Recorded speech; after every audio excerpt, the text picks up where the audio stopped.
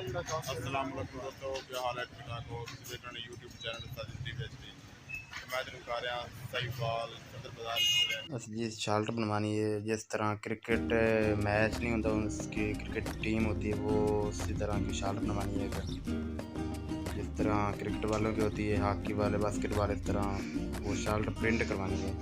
अभी मार्केट में चले आए हैं, इसी से पूछते हैं। इधर शर्टें वगैरह पड़ी हैं, वो हो सकता है वो इधर ही बनाते होंगे, इधर वरना इधर से एड्रेस तो मिल जाएगा ना, इधर शर्टें बनाते हुए जाते हैं। अभी इस बाबे से पता लगाते हैं।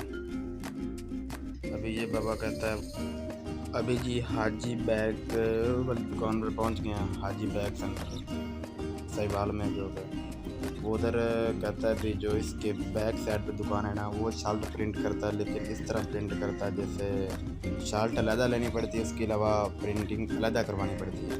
तो मेरे दोस्त दानिश ने कहा